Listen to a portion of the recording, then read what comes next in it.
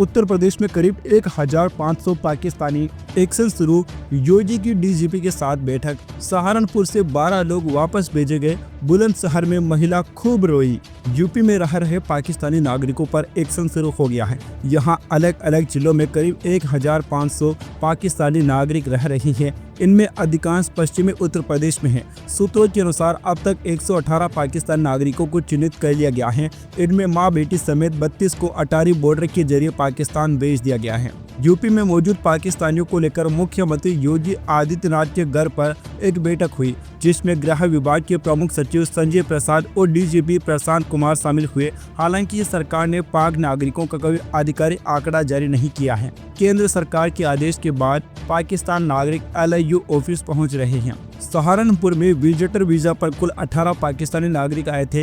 इनमें से 12 नागरिकों ने गुरुवार को अटारी बॉर्डर से इनको वापस भेज दिया गया है। बरेली से एक और बुलंदशहर से 5 पाकिस्तानियों को उनके देश डिपोर्ट कर दिया गया है, जबकि आगरा से पाकिस्तानी दंपति को गुरुवार को अटारी बॉर्डर भेज दिया गया। 1 महीने के वीजा पर 10 हिंदू परिवार भी आगरा आए हुए हैं, उन्हें भी सूचित किया गया है।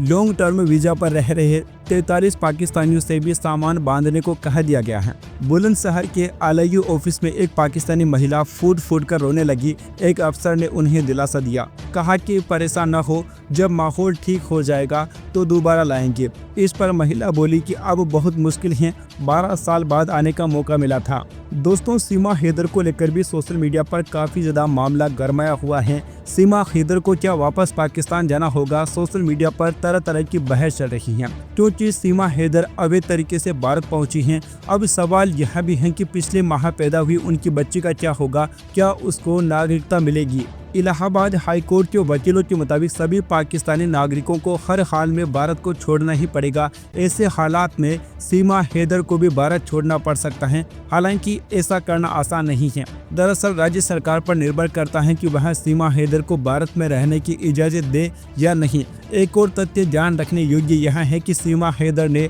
भारतीय नागरिक सचिन मीणा से शादी की है। सचिन से उसका एक बच्चा भी है। ऐसे में यूपी सरकार की प्रतिकूल रिपोर्ट आने पर ही सीमा हैदर पर कार्रवाई होगी। सीमा हैदर के वकील AP सिंह ने बताया कि सीमा की नवजात बच्ची हैं जो अभी अस्पताल में है।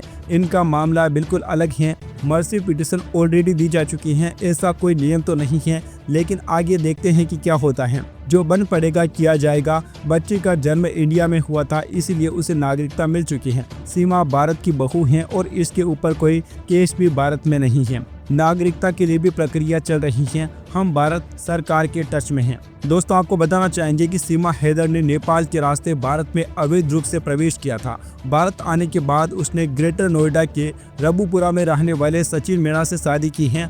दोनों की मुलाकात ऑनलाइन गेम PUBG के माध्यम से हुई थी। यही रिश्ता धीरे धीरे प्यार में बदल गया। अब सीमा सचिन के साथ नोएडा में रह रही है। वह सचिन के बच्चे की मां भी बन चुकी हैं। जम्मू कश्मीर के पहलगाम में हुए आतंकी हमले के बाद अटारी बॉर्डर को बंद कर दिया गया। भारत आए पाकिस्तानी नागरिकों को इस रास्ते से लौटने के लिए 1 मई तक का वक्त दिया गया है। पाकिस्तानी नागरिक अब भारत का दौरा नहीं कर सकेंगे। भारत में मौजूद पाकिस्तानी नागरिकों को भारत छोड़ने के लिए 48 घंटे का समय दिया गया है। सभी पाकिस्तानी नागरिकों के वीजा भी रद्द कर दिए गए हैं। वैसे दोस्तों, इस समय पर एक पाकिस्तानी नागरिक को चुन चुनकर भारत से बाहर किया जा रहा है। क्या आपकी राय में सीमा हैदर को भारत में रखना चाहिए या फिर उसे भी बाहर निकालना चाहिए? आपकी इस पर जो भी राय है, अपनी राय नीचे कमेंट बॉक्स में जरूर बताइए।